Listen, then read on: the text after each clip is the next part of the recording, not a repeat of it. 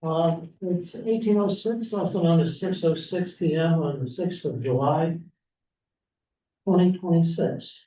My name is James Sanders. I'm the chairman of the 7-Eleven committee. And I'd like to call the meeting to order.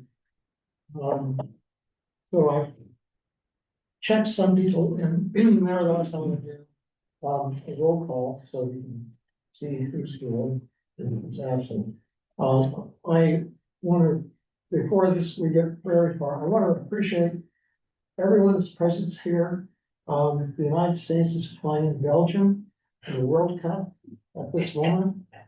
And so some people will be distracted over time, but nevertheless, we have important local business. So, on the roll, Mr. Aguilera. Present. Mr. Markarian. Present. Mr. Moore. Here. Ms. Shu. Present. Mr. Kellogg. Ms. Toms. Here. Mr. Crescenzi. Present. Mr. Antila. Here. Mr. Sanders is here. Mr. Gosney. Here. Thank you. Did you kick off? Maybe I just missed it. I'm sorry. Thought we missed Pedro, but no, never mind. Sorry. So, for being present, the meeting is convened. This all stand for the pledge of allegiance.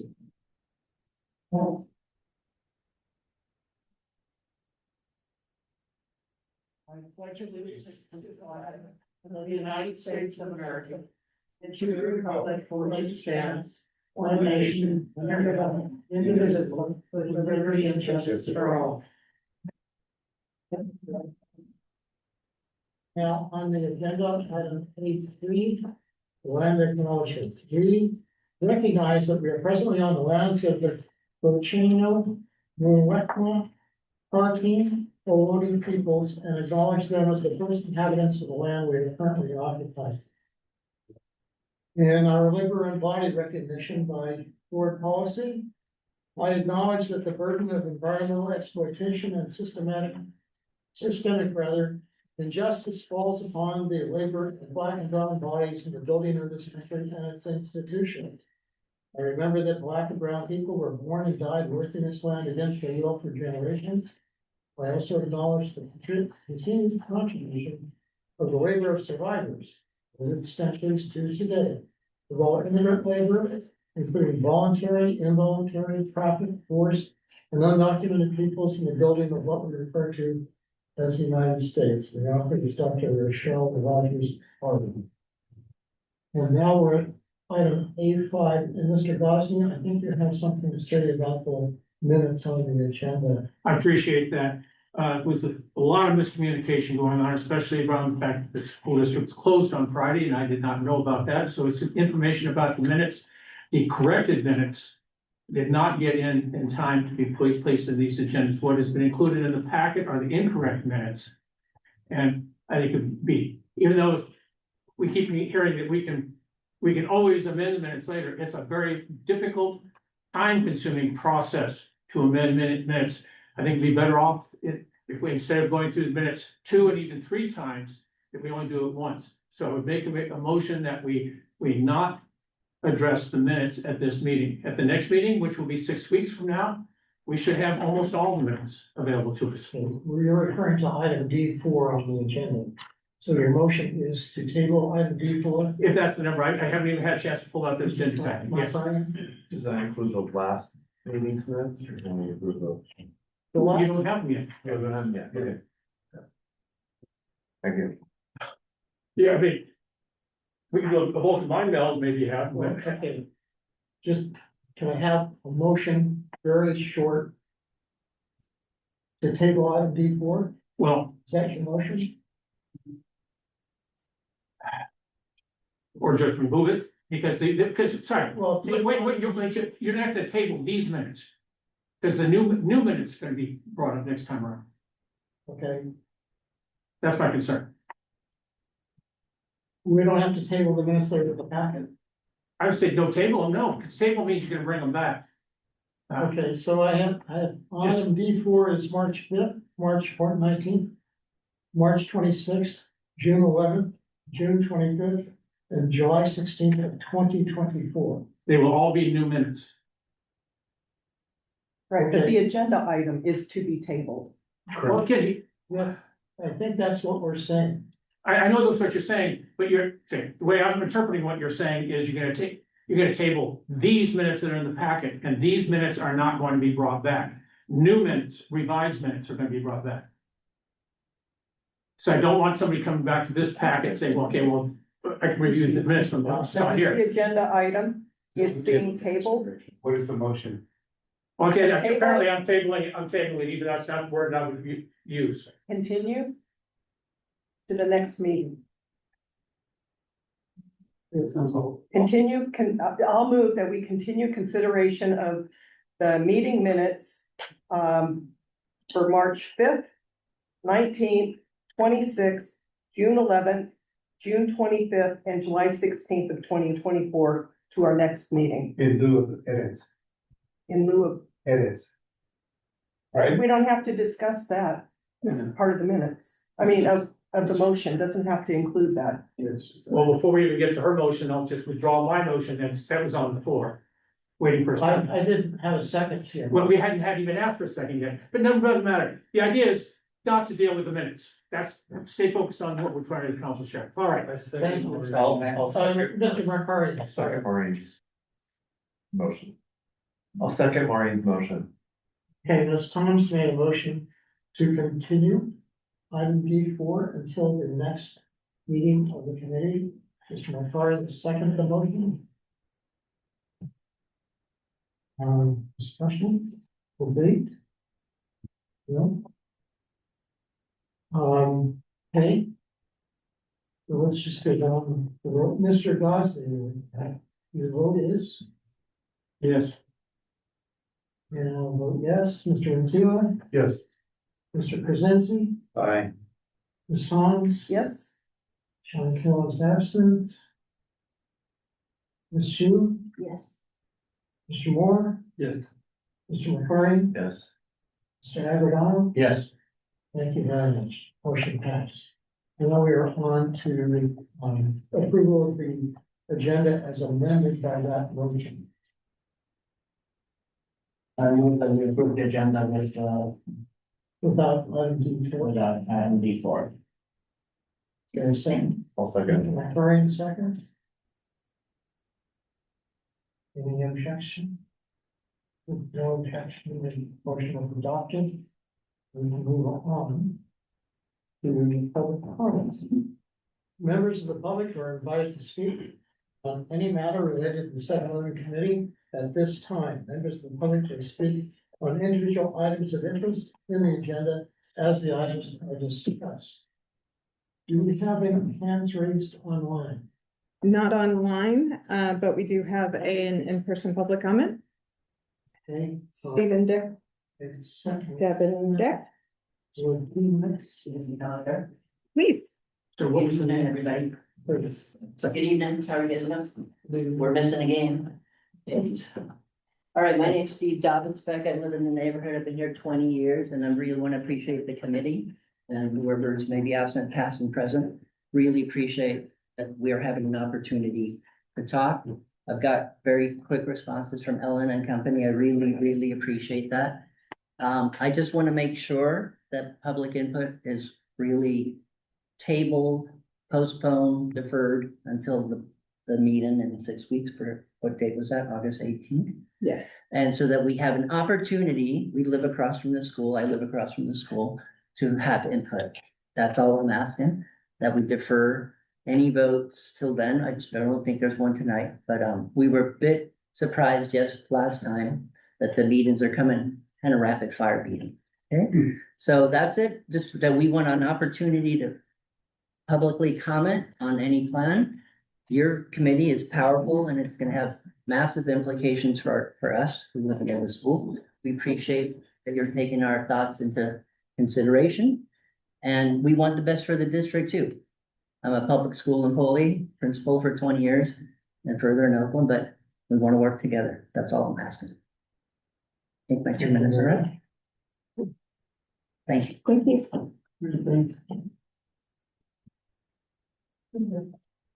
Are there any more Thank you. comments? There's no other hands at this time. No other hands?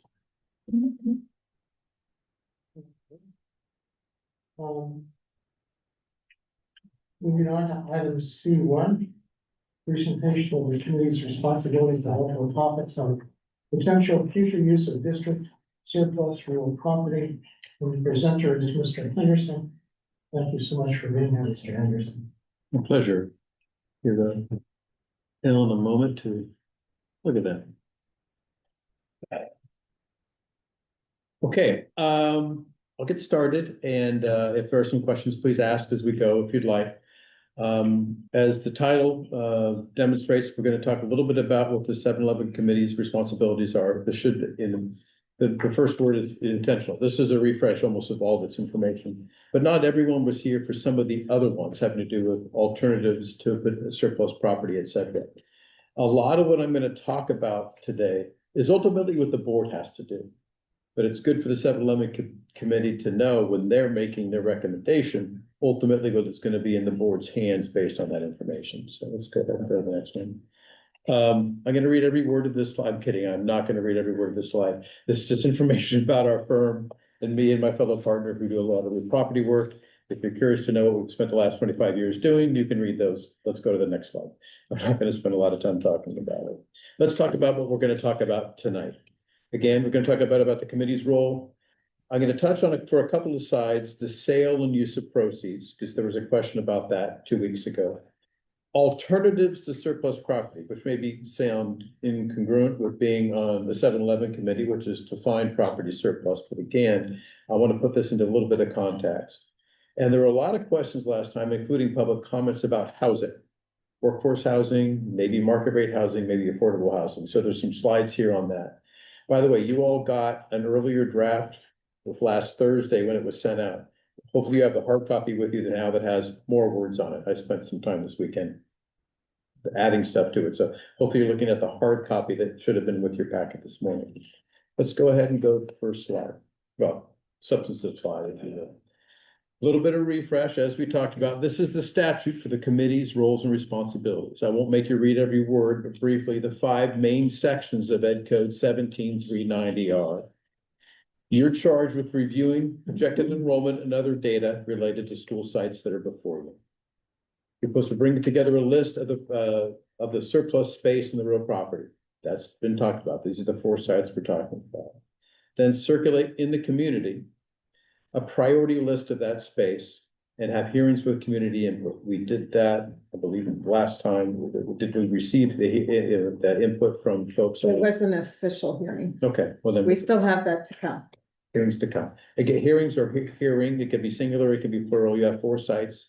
Many districts will do that in one hearing. Other districts may want to spread that out. I'd highly recommend we make that decision relatively soon. D is kind of important. Final determinations of limits of tolerance of use. I know I did not write this. Let me kind of explain how we've been interpreting that over the years. You've now identified the properties. How can they be used? What do you folks want to recommend to the use of those properties? Ultimately, that's what that means. Determination of the limits of tolerance of use.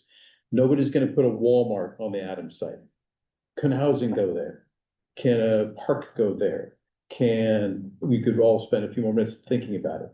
What are those limits, if you will? And then ultimately, what is the recommendation? That leads into the subsection E, forwarding to the district a report recommending uses of the surplus space. That's your charge. That's the charge before you now. Is it to do all that work, to ultimately do something with the property? No, you're making recommendations now on what to do with it. Let's go to the next slide. So quick summary, determine the amount of surplus space and come up with that list and then bring a report to the board. So bottom line, is the property surplus to the district needs or not? How do you recommend the district use it? Those are your 2 overall charges. I know a lot goes into that, but if you're ever wondering if we're going down in discussions or everything else, remind yourself of those 2 bottom lines. That's the ultimate. Is it surplus to the district needs? And if so, what do you recommend the board do? That's ultimately the two charges. Let's get to a little bit more specific about some of the statutes and some of the other things. Again, people oftentimes think of the 7-Eleven committee and the Facilities Advisory Committee as, well, if the district wants to sell a piece of property.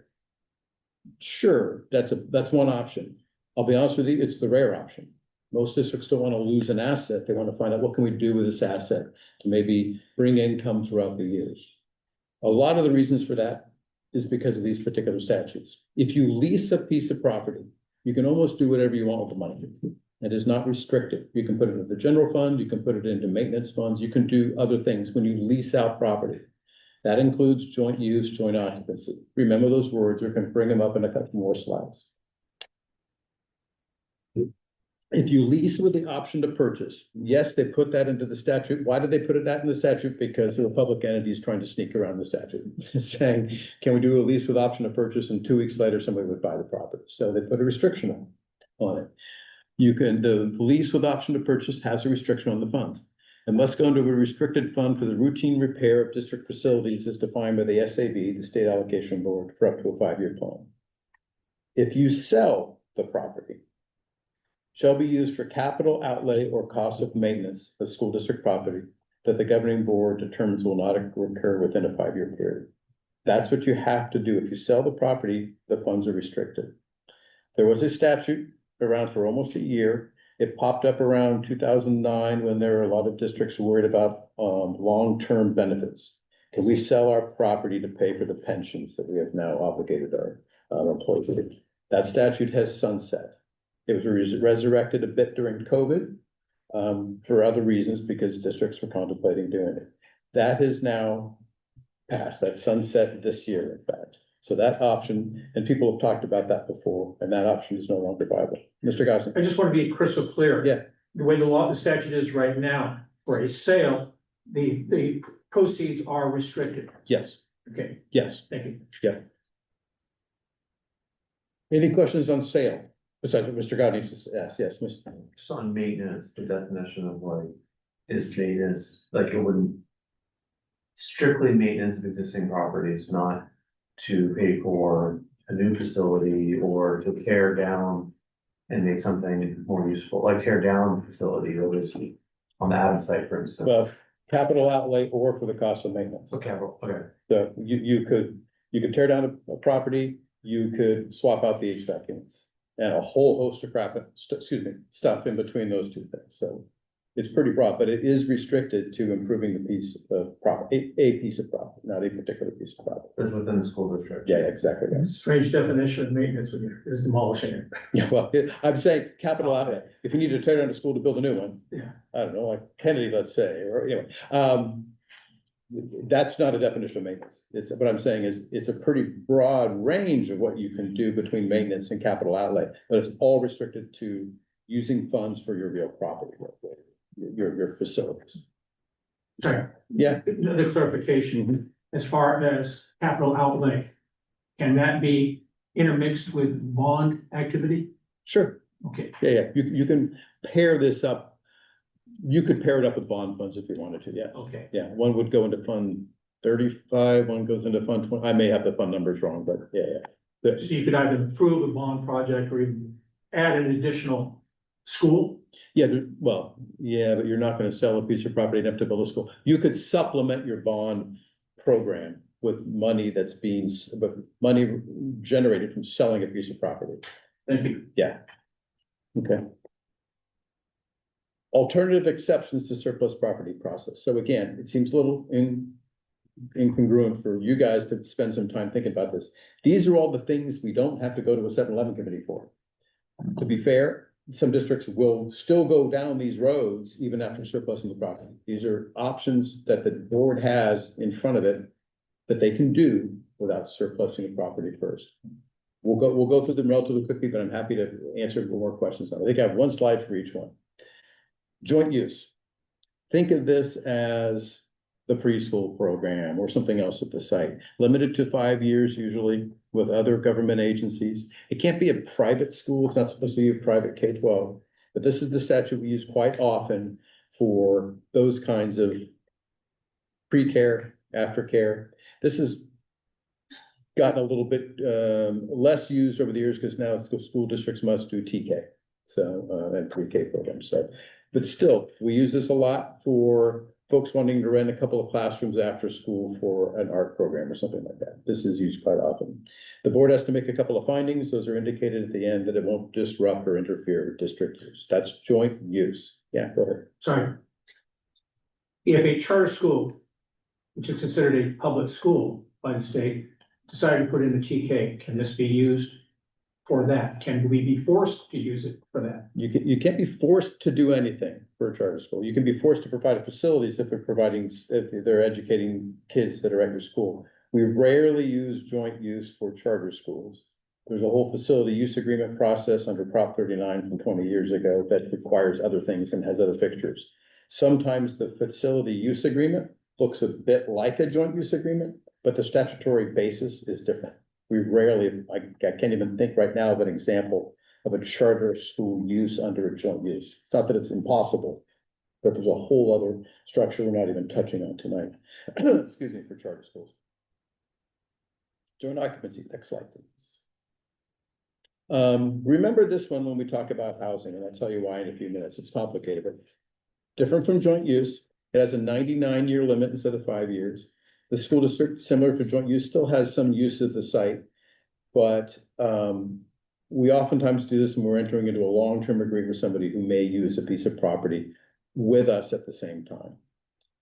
Again, this will come up in a few minutes when we talk about housing a little bit, because we've been less to do with workforce housing, obviously, but with market rate housing, et cetera. Joint occupancy can oftentimes work as a statutory structure to do it, because it has a 99-year lease. Most developers don't want to look at something shorter than that, or they want to buy the property.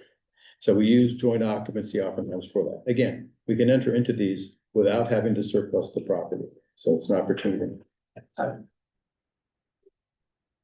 Oops, you already made this. Fee generating. Before we get too far along. Yeah, sure. Actually, to go back to joint use and joint occupancy, I'm gonna ask this question for each. From a legal standpoint of the district, when it goes into a joint occupancy agreement, what does it typically cost the district to facilitate that? For example, what is the legal fees that are charged to create such documentation? I Ballpark, you know. 1,000 to 100,000. I don't know. I mean, I on that. None of them look the same. And I'll be honest with you, the process and the cost of doing business to get there is a fraction generally of what it's going to generate or the cost impacted by a project. When we're talking about housing projects, which I know it's the slide before that, we're talking about tens, if not hundreds of millions of dollars. The legal fees to put together the agreement, surely it's probably more than 10,000. It may be less. It doesn't, I shouldn't say it doesn't factor in, but that's not, that tail isn't wagging the dog. Because I hate to say, because you're asking about legal fees, but it's a minor number compared to the overall economics of these kind of projects. It's not nothing, don't get me wrong, but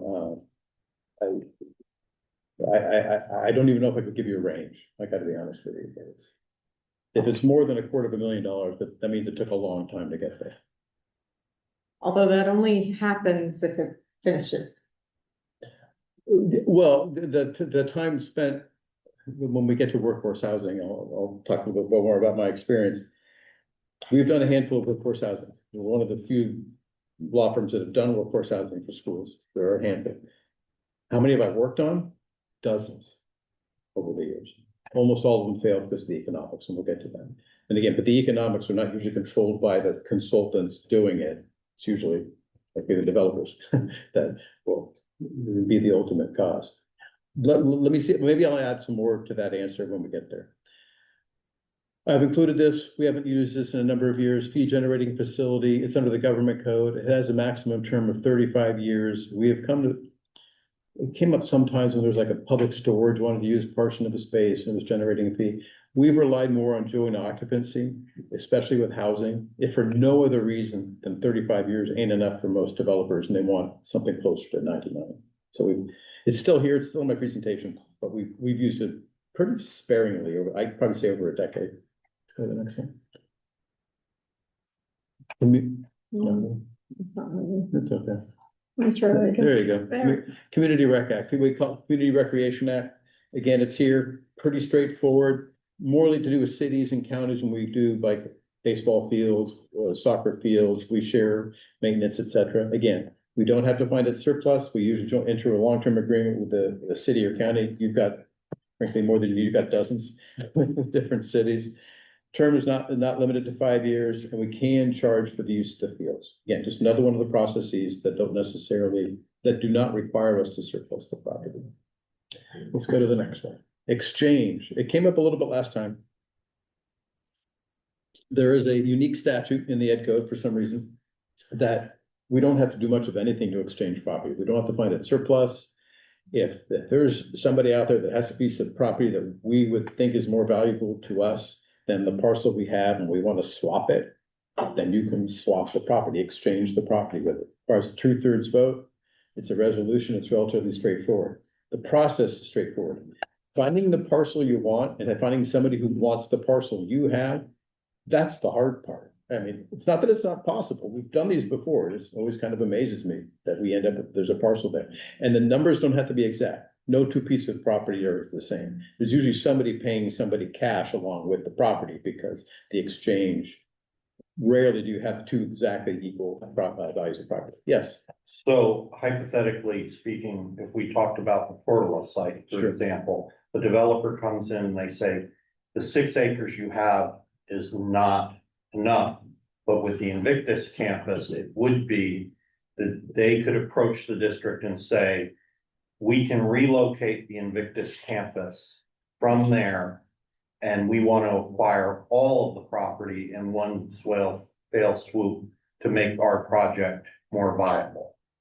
That would be possible. That's To make sure I understand your hypothetical.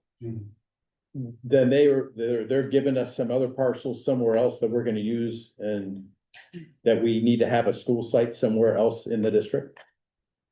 yeah, in theory that way, or for example, maybe they take the Invictus campus and they relocate it to Harmon Knowles, for example, that property there, to make that property larger, more enticing, economy of, Who owns Invictus? Invictus is a charter school. Oh, but It would have to be, yeah, it's a county charter school. It would have to be a totally separate property that we don't own, that they would switch. well, I understand that, Yeah. I'm just, yeah, because nowhere in that scenario between Portola For- and Invictus and Harmon Knowles, is there a parcel that we get that we want? Right. Is well, there? the exchange in theory, the exchange, but I've just put that out as another way of dealing with it. Yeah, and I guess, but again, at the end of the day, we need to end up with another piece of land for the land we gave up. In other words, we can't exchange it for money. That's different. That's the sale. So we need to, exactly, we need to get another parcel. So if Invictus, let's say, is the charter school and they buy a parcel somewhere else in the district that's 7 acres we want, and they say, I want to swap Portola for that, and maybe, again, that's a lot of moving parts, but I'm sure it's possible, which likely, I don't know. One of those. Yeah. Mr. Crescenzi, do you have a basis for suggesting that? Is there a proposal somewhere from the Invictus or anybody else to? No, I'm just asking the question. I know of organizations that do have proposed land swaps with moving, hey, we will give you this piece of property, but you will find another location for us and build us a new facility at that location for this piece of property, right? It's a way. So the city of San Rafael did something like that, where they had a piece of property that they owned And they didn't have the money to build a new public works yard, they needed a new public works yard. And so they basically gave the prime piece of real estate to a developer in their downtown. And moved their courtyard away from their downtown and got a new, brand new facility that was done that way. So, I mean, but like I said, you look at the Portola site, you know, we're talking about surplusing the vacant part of it. But that might make that more property more enticing. I'm just asking questions in the sense of, you know, maybe it's a two-pronged thing. The developer buys that, but then they propose that they move the campus, Okay. right? And if the district decides, hey, it's a good idea to move the campus, right? You know, maybe you get more money for the Portola site. Thank you. Mr. McCarty, hand your hand up. I think another example of this would be the city of Cerrito and the public library, but I think at one point they were interested in the Victor site because it's right next to the community center. And I'm sure they would consider it a land swap in that situation, but or sale or whatever, but I think the conditions at the time that never happened. But Yeah, and that could be a land swap. I don't mind having this discussion because I love this stuff, but this kind of explains, exchanges sometimes work, but it's always a unique situation. Don't get hung up on it. And this rarely happens. Usually it's more like a joint use joint occupancy. It's like, but again, you know, it's always surprising when some developers usually thinking ahead and saying, okay, I know the district will need a site over here in the next 10 years, and I want this one over here that's in the middle of where there's already school, whatever. So that's why it can happen.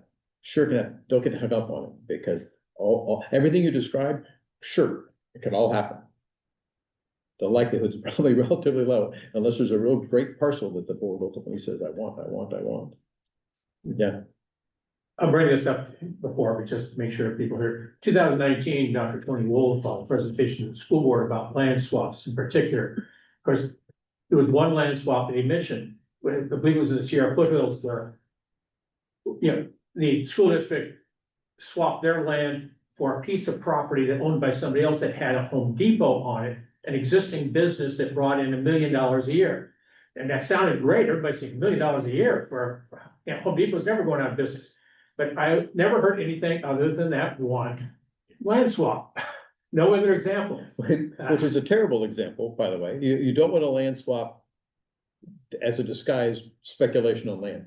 We're a public entity. Our charge is to spend money educating kids. Our charge is not to go find some cool real estate deal that we think we're gonna make money on. I mean, we're all betting on AI now, but in 2 years, where are we gonna be? Yeah, I just wanted to mention that charter schools, they petition the school districts that they're within. And typically, they petition to get the property, like in Victus, that's not their property, they didn't buy that property. So typically, charter schools aren't able to swap in that way. No, there'd have to be some funding arm behind the Yeah. charter. A lot of charters are well heeled. They're owned by corporations. Some of them, not all by no means, but ones that are, they can come and, you know, offer money. They wouldn't be offering, they'd go buy a piece of land that they think we want and swap it. Right. All right, let's move on. Over to you, sir. Okay. Next one. Okay. I'm gonna talk about workforce housing and housing. I'm probably gonna go too deep into this and I probably should resist doing it. You guys had a lot of questions about it. The public had a lot of questions about it, so I felt like, well, let's at least address it. The charge before you is not to determine how to do this. The charge is, yes, we would like to have workforce housing. Is it possible at all these sites? Yes, it's possible. Is it likely? I have no idea if it's likely. So again, I'm gonna walk through the process, and this is more like education for you all. The decision ultimately is an honor. Don't burden yourself with figuring out how could they possibly do that? Yes, there has to be a reasonable landing spot. And kind of hopefully in the next 4 or 5 slides, there will be a, you know, either no, it's not very feasible, potentially it is. I just want you all to know, we're gonna go through this. Only a part of it is on your lap. Not all of this is on your lap. Workforce housing. Generally, school districts, we can build whatever we want, wherever we want. We're exempt from local zoning and building codes. I'm being a little cavalier when I say that. It's not quite that absolute. As long as it's I love the statute, it's a double negative. It's not a non-classroom facility. If it's a classroom facility, we can build it frankly anywhere. We can jump right over zoning laws and do it. Employee housing is not a classroom facility. We are not exempt from local zoning if we're trying to build workforce housing. That's, so those, everyone thinks, well, school district can build whatever they want, not if it's an apartment building or housing for teachers or employees. The Teacher Housing Act of about a decade ago established a state policy with very little teeth in it. All it says is the state wants to have workforce housing. Yes, school districts go do it. That's about 5 sections of the statute. Wasn't worthless. It was nice to have the charge from the state, but we were looking for some more. Because what do we do most of the time? Is we kind of butt heads with cities and counties. AB 1157 removed the need to surplus land. This was brought up last time, and it's absolutely true. If you folk, and in fact, the report from this draft report from last year from the 711 committee said, if yes, workforce housing, and only surplus it if you need to. We don't have to surplus the land to make workforce housing. The reason why that's important is in about 3 slides. So we just remember that notion. We don't have to surplus it for workforce housing. Okay. Yeah. Right. Yeah. Your first little point there, the local zoning codes, okay, can understand that, but building codes says that we can go to Sears and get a double wide refrigerator box and call it workforce housing, The Division of State Architect will control our lives. even though even though it is residential. No. Don't misunderstand me. If we're building residential, we have to comply with local zoning, have to comply with local building Well, codes. isn't that what workforce housing is? Residential? Yes. But for workforce housing, yes. So maybe it's the double negative in the statute, which I did not write. Please don't blame me for this. You're consider. Not for non-classroom facilities. If we're building a classroom, we don't need to comply with local zoning. And frankly, there is no building inspector. It's a state inspector from the Division of State Architect. If we're not building a classroom and we're building employee housing, we are not exempt from local zoning. We have to comply with Okay, local zoning I understand. and local building. It's the double negative, Don, trust me. It's tripping me up too. But no, we have to comply with local zoning and local building. That's, now I'm thinking that it's not moving to school. I've done full presentations for an hour on AB 2295 and SB 35. I'm gonna do it in about 30 seconds, so we're not gonna dive into that. There have been 2 statutes, came out 3 or 4 years ago, that do help streamline zoning through cities and counties. But they come with it a burden. The burden is you are gonna have a certain amount of lower income requirements. In other words, they inject it into the statute, and for good policy statewide reasons. The requirements to have lower income affordable housing within your development. So these are specifically for workforce housing for schools. And they do streamline it. They help you with CEQA. We can get through a lot of the entitlements more quickly, but you can see right there. So AB 2295, the first one, 30% of the proposed units must be households at or below 80% of AMI. That's average mean income of the area. The remaining qualifying affordables must be at least a moderate income. There's a whole table you can go look up online what those are. SB 35, a little bit more strict. 50% of the units must be lower income, 80% of AMI. Again, is it possible that enough of the district's employees would satisfy that requirement? Yes, but understand the tension here. If you comply with these streamlining of the requirements, you are putting pressure on the district for decades on salaries. Because you want to make sure that your employees' income doesn't go above that, because you are then outside of this requirement. Think of these pressures now. There's another table I'm going to come up with in a minute that kind of explains that. So these statutes help with the entitlement, help with the process. And yes, there are employees at the district that probably satisfy the 80% of AMI.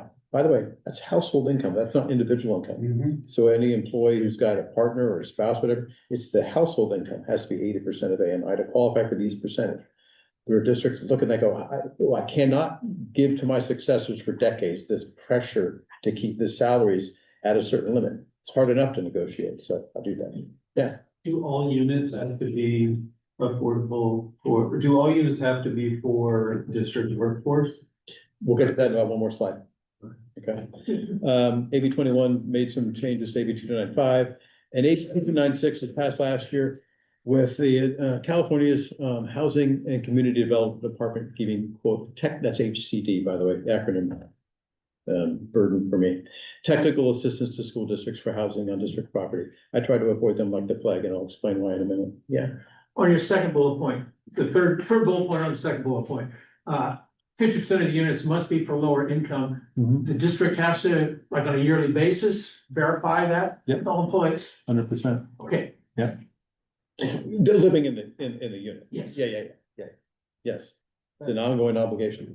Another question about was it the first one, 2295? Mhm. Without rezoning or a general plan amendment, does that mean that if the property was zoned a way that didn't abide by the project, it doesn't matter? As well, read the second bullet. Cities must permit school district housing projects that satisfy objective zoning and development standards.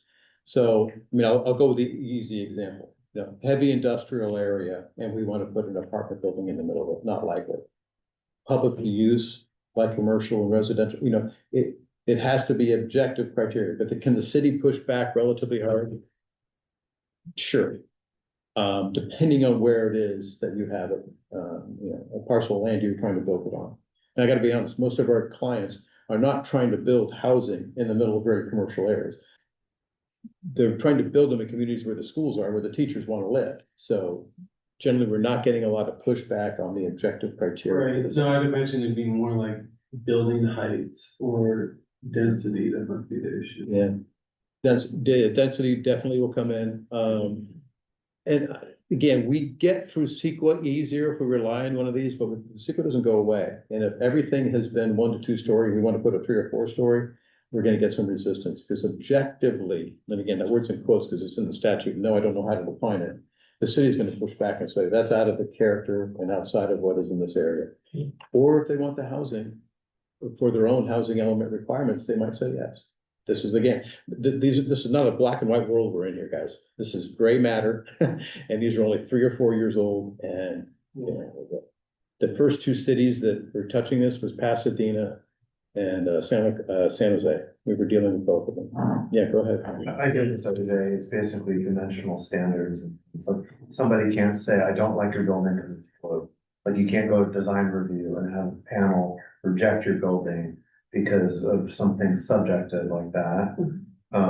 There are some things in the new zoning of the Adams site that are arguably subjective. So like if, let's say they say you can only do so many units, there's state density bonus law, which can also increase the density than what's being proposed. So if they say 10 to 30 units an acre, some of these measures can actually let you increase the density above that and push back on standards that are too restrictive to building enough housing on the site. Yeah, go ahead. How does, you know, mixed use in the sense of commercial with school workforce housing, would that eventually be there? Let's go to the next slide. I'm getting there, I swear to God. This is probably the most confusing slide here tonight, and I apologize in advance for explaining. I said a few minutes ago that we relied on joint occupancy. And we still can. AB 130, which was passed last year, restricted our ability to be exempt for certain uses from surplusing property, meaning we have to define it surplus. We used to be able to, sorry, I'm at the second, so the first bullet under the second bullet, sorry, the first green bullet. We used to be able to exempt from the Surplus Land Act for anything that was before the 7-11 committee. Again, we're surplusing it ourselves. We did not have to comply with the state's Surplus Land Act, joint use and exchange. AB 130 has changed that. If we surplus land to do that, we have to offer it now during our public offerings to HCD, not just to local park and rec, etc. So it's become a problem. One of the things that has not been exempt is joint occupancy. So we can still rely on joint occupancy to do some housing and not have to go under the Surplus Land Act and not have to do a public offering to the state's housing and community development. Not that they're bad people. Their charge is not to find teacher housing. Their charge is to find more housing, period. They will do everything they can to provide housing, and the state needs it. I'm not begrudging them their goal. Do I begrudge them doing it on the back of students? Yes, I do. So we resist having to offer it up to the Cal Department of Housing, Community and Community Development. Is they'll immediately say, well, what affordable housing can we put in there? Can we take it over? Can we offer for it? Again, not a bad thing, and maybe in the right instance it works. But it takes it out of the hands of the school district in some instance. So we're in the middle of it now. It only started happening last year and we're still kind of feeling our way around it. I get worried talking about it out loud because I don't want them to suddenly take joint occupancy and put it on the non-exempt list as well, but everyone knows that, so it's not a big deal. It says workforce housing would fall under the jurisdiction of the local community, whether it's city of Richmond, city of Cerrito, or the county. With you mentioned design review board. Can these government bodies require that it be more affordable than what the district is proposing? We've run into that in some of our communities, and we've had developers literally fold up in the middle of a city council meeting, fold up their folders and walk out, say, I can't make it work. But can they force that on the school district? The short answer is yes and no, and I don't mean to be sly when I say that. We end up having to negotiate with the city, because can the city have BMR, below market rate requirements that are over and above what the state may require? Yes, they can. And we end up negotiating with them oftentimes to try to say, listen, you can't put this pressure on it, because as you just said, we will not get it built if you do that, because I can't. It may be easier to explain when I get the next slide, in about 2 more slides, that there's the economics go away. I can't build enough units at the cost because it's costing too much and keep the rent at a point to be able to pay off my debt service if you're also making me make sure the income requirements for my employees are lower than that. It's just the economics start undermining themselves, if you will. Again, not beating the goal. Affordable housing, 100% something the state needs. Is this the easiest way to do it? It's a difficult way to do it. Again, feel fortunate. I want you guys to understand the burden going forward. It's not ultimately your decision. If you guys think workforce housing is a good thing on one of these sites, great. Let's talk a little bit how we structure the report. We can tell the board, and they have to figure all this stuff out. But you guys should know that this stuff is part of the process that's going to ultimately happen. So I think you should. Okay, go to the next slide. This touches a bit on what you just asked, Nicole. So the district is not a developer. So I remind my clients of that all the time. Stop. You don't want to be a landlord, you don't want to be a developer. I don't have to tell Ellen that. She doesn't want to be a developer. So if we're going to do affordable or market rate development, we're generally entering into agreement with the developer. Oftentimes with the joint occupancy, maybe. In answer to your question, oftentimes with the joint occupancy, if they're going to build part of it for us and part of it market rate, because that's the joint occupancy. Can you rely on all of it for employee housing? No. I don't know the city is going to sign off on of 100 units. Let's say 40 are for employees and the other 60 are the market rate that's going to help pay for everything. City's going to say, great, comply with all the requirements, because, and maybe even if the majority were employed. Again, 2295 and 35 are relatively new. So we're still working with some jurisdictions on how to interpret it, but I would be shocked. I don't even know if they can. Would say, yes, we'll allow you to rely on the exemptions you have for workforce housing when a large chunk of it is either market rate or potentially even affordable housing. That's what we're taking. So we can sell the land, but the developer will always require an entitlement process, meaning they're not going to buy the land unless they're sure they're going to get it entitled. So we've had 3-year due diligence periods because they're trying to work with the city on getting the development they're imagining on our parcel, sitting there wondering what's going to happen. That has happened sometimes. District can instead retain ownership and enter into that long-term lease, usually under joint occupancy, like I said. And again, it's usually the case in the situations where part of it is for district use and the other part is for market rate or whatever. That's the joint part of the project, meaning the joint occupancy is where we get part of it. Our teachers, for recruitment and retainage, we have our workforce housing, but the market rate component helps pay for it. Let's go to the next slide.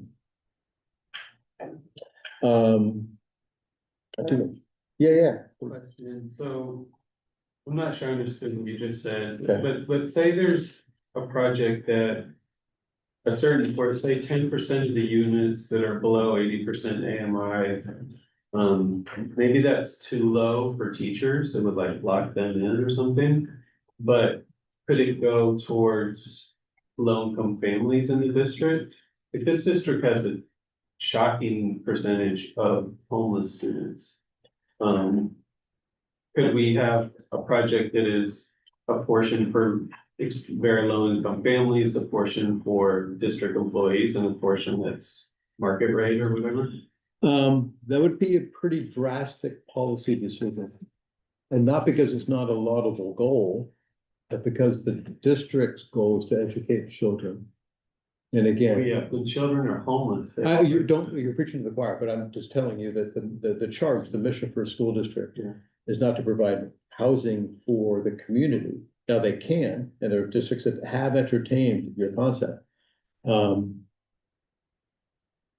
City, county, state, feds, I mean, all those folks generally step in ahead, and are they succeeding? Well, no, or else we wouldn't be worried about it. Is it up? I'm not gonna answer that question for you in a way. I'm asking as a legal question, like, would that still qualify as meeting the requirements? That percentage of units are. Probably not. Because they're not employees of the district. And it's not our charge. The statutes are written to, recruit and retain It teachers. doesn't say what it just says a percentage. That statute's about 5 pages long. I have a slide with one line in it because this is not a force bill about 2295. But you're saying that, sorry, so you're saying that all units must be for district employees? For like 2295 to apply? Well, let me make sure I'm gonna answer that, but I wanna make sure I'm clear on it, because you're asking for two different things. The project can be set up, use my example, 100 units. 40 shall be district employees, 60 will be market rate, and that gets approved by the city. All the funding and all the mechanisms goes into that. If instead you're saying, but then 10 of those units are just gonna be for affordable units for the community, period, not market rate, not district employees, but we are gonna build affordable housing for members of the community. The district is somehow paying for that.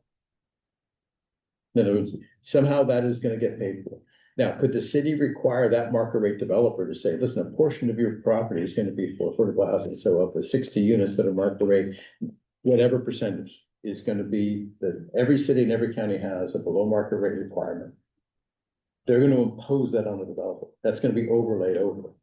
I heard your question to say, well, can the district build units for members of the community that are low income? Then my short answer to that is no, we shouldn't be doing that. That's up to the developer and the city to work out on their nickel, if you will. The district's nickel is to educate children, and again, for workforce housing. But legally we could. You're just saying we shouldn't. I'm just trying to parse out like where you're giving a legal opinion and where you're giving like a policy opinion. Well, and again, we could have this debate over beer someday, because right now, the sub-11 committee doesn't have to make that decision. I know you really want the answer from me for this, Yeah. but the reality is some of this is moving parts, and the reality is you're asking me if I think it's legal for the district to build houses for members of the community that are low income. That's not a school district's charge. That might be a gift of public funds. It sounds silly to say that. Is we expending our funds not to educate children or bring teachers here? That's outside of what school districts are established to do in the state. So you're asking for something to be done. Market rate. Yeah, this is a long debate that shouldn't happen tonight. I just wanted to make a point that if school district did a request for developer proposals and said they'd like to have some of the units, part of the project be affordable in general and part market rate. The affordable housing units, they could, say, forget, we're not gonna do workforce housing or, and do them affordable. There's different financing that sometimes makes it easier to develop, easier to finance if it's more affordable. There's more options for public financing in those cases. And there is, you can skip this slide. This is just me talking about how we've done this before. So the school board has to make some considerations, and maybe this is speaking over to Eli's thing, and definitely, we're gonna get to your point, just about 2 more slides. What kind of apartment building or what kind of houses? I've got, one district in Sacramento County who came to the conclusion they wanted single-family homes, max density was duplex. Other than that, they didn't want to do apartment buildings or anything else. Yes, the funding has stalled that project. Number and type of units, how many do you want? How many employees do you think are gonna wanna live next to their coworkers 24/7? Partners with others or go it alone.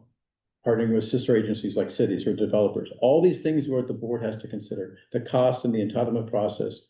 And how about buying an existing building as opposed to building your own? It's absolutely an option open for school districts. Let's go to the next slide. Could you have some? Yeah, I have something to add to Maureen's point, which is that under just using the projects that I've worked on and also seen other examples of when they were using affordable housing financing, because of fair housing laws, they actually require us to go out to members of the public's digital lottery system. Preference was for district staff. But eventually, if they cannot fill those units, they need the income to pay off their debt. They need the ability to go out to the public, and it depends and allow for, you know, somebody who's seeking affordable housing to live there. That can all change because people's employment status within the district can also change, and so like it's a little complicated.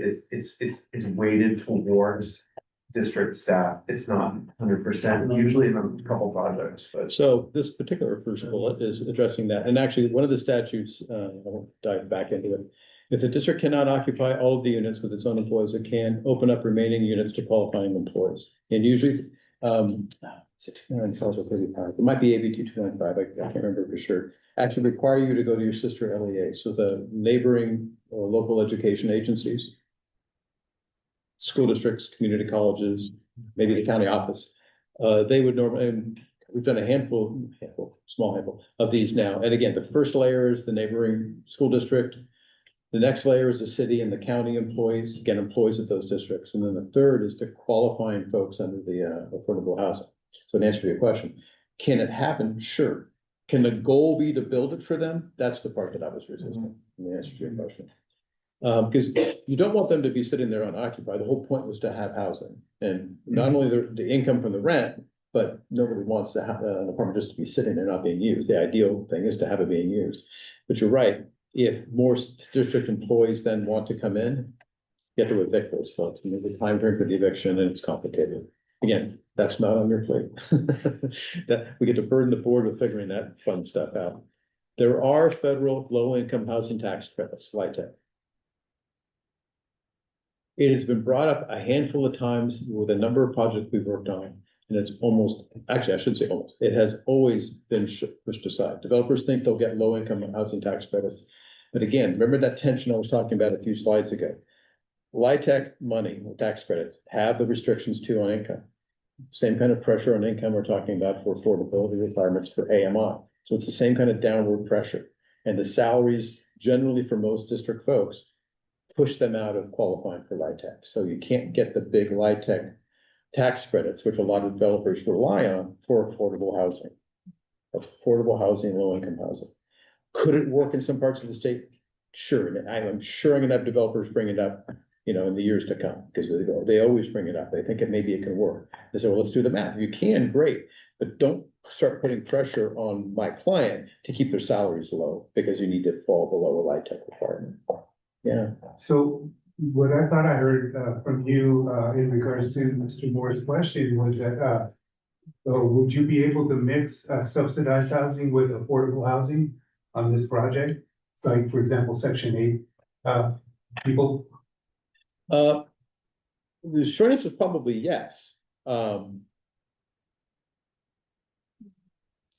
community might have something to say about it. The financing might work. So could the LIHTC help on a portion of the project and get tax credits so the developer is interested, but then have another portion of the project be workforce housing? Probably. I'm not the financial analyst. I just listen to them all the time. Is there a way to do it? Possibly. Let's go to the next two slides because I want to talk about that. And that might help a little bit. Just real quick on this. This is Econ 101, but These are all the expenses when you build a building. And at the end of the day, what are you getting as far as revenue? Well, initially, your expenses are management, design, and construction. You're building the thing. What's your revenue? Well, we're gonna get, the next slide is very important for this one. Bond funds, COPs, other financing, loans, somehow you're paying for that thing. Ongoing expenses are on the left, there's a lot of them. And what's your ongoing income? Well, it's only rent. It's the only thing you're getting money from. So again, that seems like, well, then how could you possibly make it work? The next slide will sum it up. You might want to explain the COP side. I will, the next slide, I promise. Well, you used the word. I know, I used the acronym before I defined it down here. Well, actually, I didn't define it, but I will. There's a company, Dale Scott Associates, or Dale Scott Company. I asked Dale if I could steal his slide. He did this a couple of years ago and I stole it. I am gonna stand up for a second just because I want to. Again, I'm only pointing because there's too many lines and too many rows. And Dale's point was, listen, unless you're gonna find a really good way to get, quote, not free money, but money from the community, it's really hard to do this. So the top line there is all the same, gross revenue. That's the rent you're gonna get presumably from, let's just assume for the moment it's like market rate. You're gonna get 36.5 million. This was a particular project he worked on, but the concept works all the way across the board. Operational costs, again, that's the same. 9.8 million was the assumption for this particular project. Now let's talk about financing and the different ways to get financing. Principal and interest, by the way. COPs, certificates of participation. That's the district borrowing money. From a bank or? We call them baby bonds. So there's a market for certificates of participation where folks buy them like bonds. But it isn't being paid back from assessments on tax bills. It's being paid from the district. It is like taking out a loan from a bank. So the cost of COPs, 71.2 million, that's principal and interest on the COPs. So if you have to borrow money to do this particular project, that's what it is. Yeah, go ahead. Sorry, I don't want to confuse a cop from the district, where the district is on the hook versus any kind of indebtedness by the developer taking out a loan using the rents as collateral, like the Jefferson School District in Daly City. Correct, but Is there a difference? I'm sorry. well, the difference is only who's paying that debt service, meaning that debt service is getting paid from the rents. And we'll get to the pressure on the rents for the employees. That'll be at the bottom line, I promise. So the financing costs, principals and interest, when this is borrowing the money, like you said, going to a bank. Yeah, go ahead. And we left out one detail that's at the top, this is over 30 years. This is a big time period, it's like undivided, right? We're talking about over 30 years, these are the totals in nominal dollars for the projects. So when we look at it, 71.2 million, that's the financing cost over 30 years. Right, because that's, well, it might have been a 30, maybe he'd done it shorter, because the geo bonds was 62.4 million. And that's really if you think about, there's no interest on the district of the geo bonds. It gets paid every year by taxpayer. The hybrid is a way to try to make it work, but I'm gonna focus on the first two columns here, because that kind of makes the point I'm trying to make. Taxpayer contribution on costs, again, 0. This is the district taking on the debt. 62.4 million is the contribution from the taxpayers. So the net income and loss, and this is the important part, ultimately, I guess, the net income, if it's red, it's negative. It's black, it's positive. You're negative on COPS, 44.5 million, and you're positive with geo bonds, 26.7. That seems really, really drastic. What is the impact of that? Gross revenue and rent was 36.5 million. If you're gonna incur this kind of debt, what kind of rents are you gonna have to charge? Your rents are gonna go up. Your rents are gonna go up to the point where you're trying to provide to your employees below market rate rent next to all their coworkers. You can't give them a deal $20 less per rent. Your rent has to be significantly lower to attract employees. Let's be realistic about that. Maybe it's great, maybe the building's wonderful and they'll pay market rate rent. That's not the point of this. The point of this is to provide lower cost rent. The only way you're gonna be able to probably impact this is raise the rents. And again, it's that balance that I was talking about probably 3 or 4 times down the presentation. The pressure to keep the cost of it down, so you don't have to charge your employees too much. And attracting somebody to build the thing. Geo bonds, again, that's a positive. You eat into the amount of the cost of doing the operational cost by geo bonds. You can offer very low rents to your employees. This district hasn't passed a bond of affordable housing. So I'll sit down finally. I don't mean to stand. I've said over the last few weeks and said, it's usually the financing that disrupts these deals, that makes it really difficult to do. And it's not because they can't be built. It's that you can't charge low enough rent to attract enough employees. And if it's low enough to get LIHTC, you're probably putting too much pressure on the employee salaries. And you don't want to do that. You want to keep the salaries, of course, as high as you can for your employees, but you also want to be able to charge them low enough rent to attract them to come and live in your place. Okay. I keep bringing up that affordable workforce housing over in Daly City, because we've gotten a lot of details on that.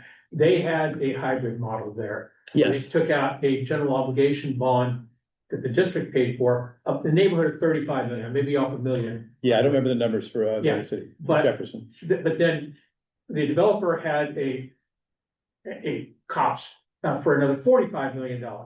But they also restricted it that the cost for the units was 50% of affordable housing. Mhm. And what they were charging it there, The market rate, probably. market rate, Yeah. right, market rate, my apologies. Yeah. What they were charging there saved the teachers $18,000 a year Mhm. after taxes. I'm gonna say before taxes, that's maybe $27,000 for a teacher or a secretary or a janitor. That's huge out there, but they make it work.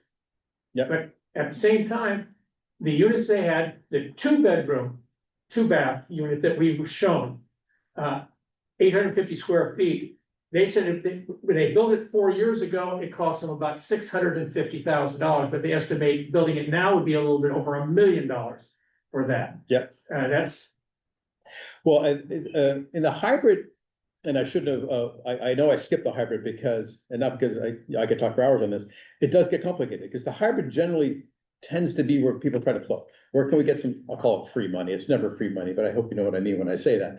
Money that doesn't have to get paid back versus money that has to get paid back. Oftentimes that'll be how it works, but every project's a little bit different, and pairing up the money like Jefferson did, and other districts are doing similar things. But it's that math becomes a little more difficult. We estimate now it's easily $1 million a door. And that's, God, it depends on how tall the building is, what kind of construction you're doing, everything else. But, the average, from everything from a studio to a 2-bedroom, the average is, you might know this better than me, is around $1 million a door. So each unit is at least $1 million. it's more than just the unit, it's the amenities that come with it. Well, I'm saying, Yeah, yeah, but that's- if you break it that's down by, huge. by number of units, yeah, the whole building costs X. It's just either they break it down cost by square footage, which is still really, really high, or like maybe $1,000 a square foot, or it's per door, what's the cost gonna be? All this is to say, again, this is not your problem. Now, to understand it and say, listen, could we recommend the district try to do this and maybe give them, yes, that should be in your thinking when you do this. Is this gonna be easy? No. Is the school board gonna wanna do it? I don't know. But again, if that's where you guys think of these 4 properties, maybe this is an option. It was coming up a lot. Housing was coming up a lot. I didn't mean just hover on this, but it felt important to me, like, now I had to kind of dive into it a little bit so you understand.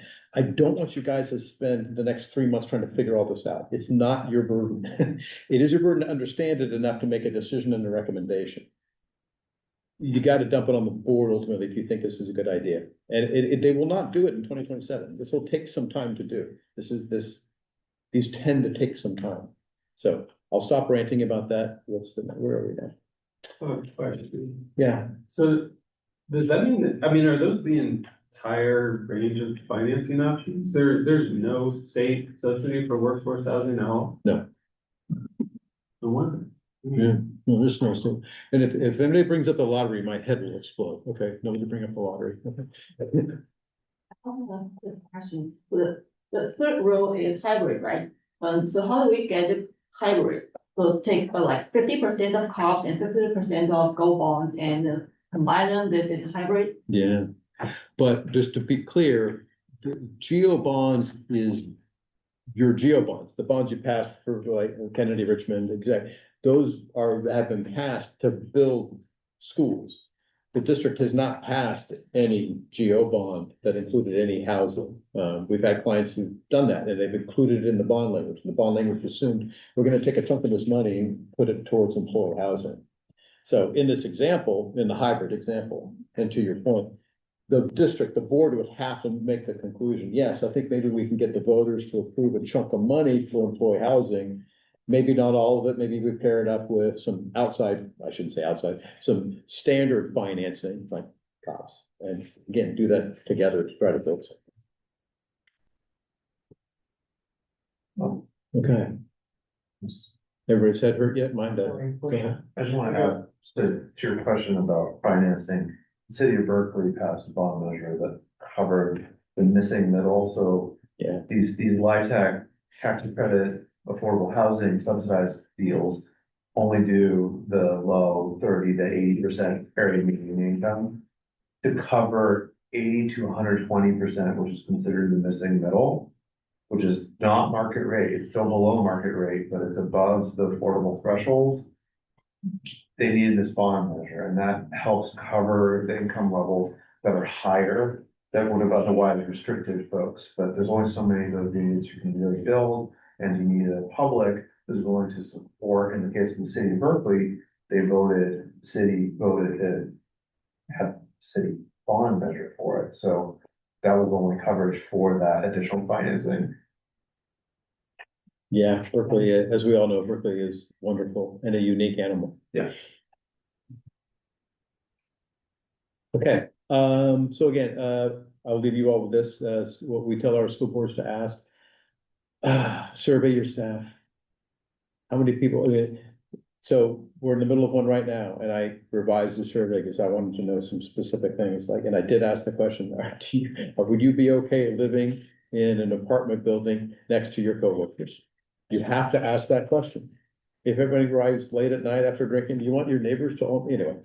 And we actually have a table with so for a studio, 1 bedroom, 2 bedroom, how much would you be willing to pay? And the table has a range there. We have to know what they're willing to, because as a district, can they build this thing and keep the rents low enough to attract enough people? Sure, if you can build it. Yeah. I'm just curious, since you brought up the survey that Yeah. you asked. On your survey, I assume it's anonymous. Have you asked, because I remember once upon a time I worked in the district Mhm. and I worked as a substitute custodian. And many of my coworkers at the time were already living in subsidized housing. Whether the movement from one subsidized housing to another subsidized housing, how feasible is that? Right? Your benefits, do they transfer with you or do they not? Right? Is that feasible? Does that come something into play?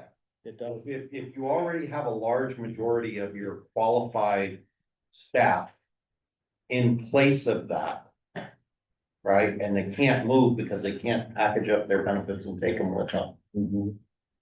You know, it's a larger question. Yeah, and now you think about it, we did ask a question in this particular survey about their current living and what they were paying. We probably could have gone one level deeper and said, are you living in housing that is either subsidized in some way? Is it, like somebody brought Section 8 a few minutes ago.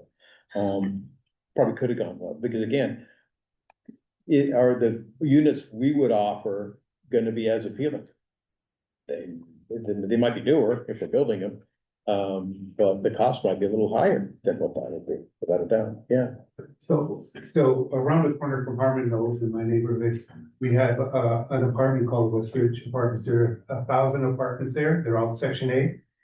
In order to qualify for those Section 8 apartments, you have to make, $39,000 or less. Yeah, the household does. Yes. Yeah. And so, most teachers that I've talked to make about $70,000 to $90,000 a year. And the affordable housing, is considered $130,000 a year. So if we're talking, and then, police officers make $200,000 a year if we start talking about workforce housing. Yeah. So where do the teachers, fall? The thing I think you forget, the school district, everybody thinks about teachers. They're only half the workforce.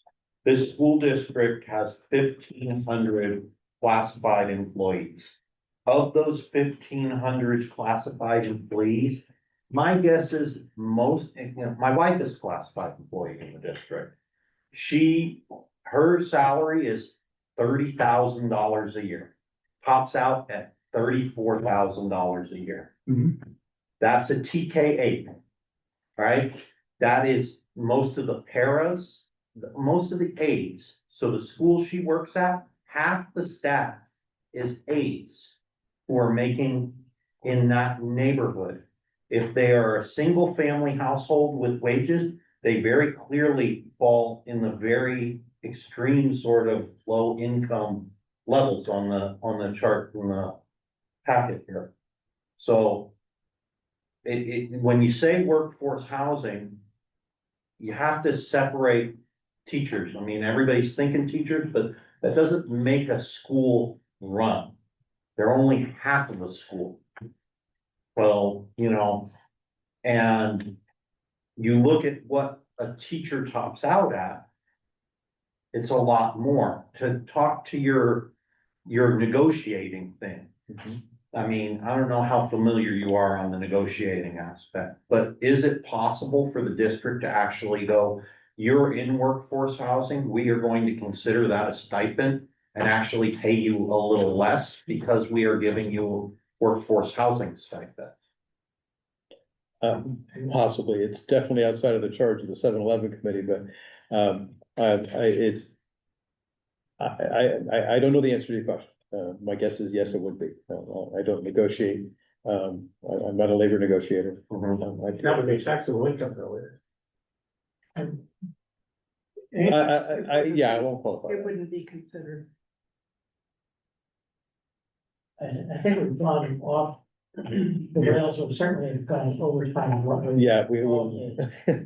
I think I'm done. What's the next slide? I think it was just a reminder slide. Yes, you guys have seen this slide already. So again, this is the last slide, just to bring it up again.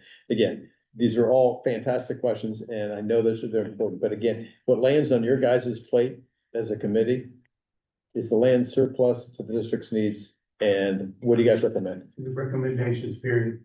Yeah, and understanding how some of that could work, because again, remember from the last report, I think we'd actually identified, I could probably bring it up to remind myself. If it's gonna be for workforce housing, make the determination whether or not to declare it surplus or not, because you might actually have an advantage not declaring it surplus, because I don't have to deal with the Surplus Land Act. Anyway, I'll leave you with that. Yeah, because I've gone way along on this. Sorry about that. That's okay. Ms. Torrance? Yes, Ellen, is it possible for you to put this on the screen? That's the next agenda item. Yeah. And then I'll share this. You still don't have anything. with you folks. Thank you, Jen. So page 8 of your packet. This is something that I shared with Ellen last week, and we're starting to discuss. Before we skip into the next agenda item, we didn't ask for public comment on this that's okay. agenda item. So I'd just like to finish up. Yeah, I'm trying. Let's make sure they have a moment to raise them. If you have public comment on C1, the presentation, please raise your hand now. Actually, I have a question. Oh,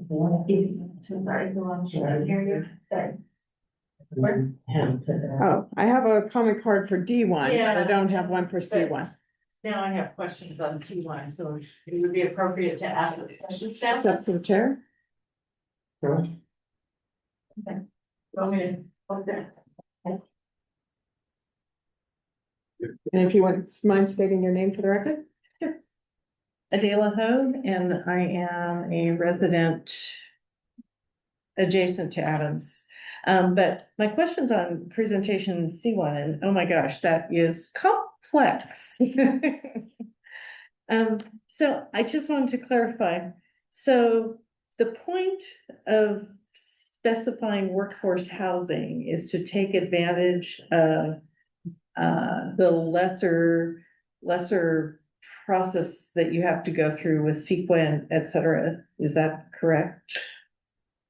Sure, it can be if you want to rely on some of those recent statutes Right. that streamline it. Okay.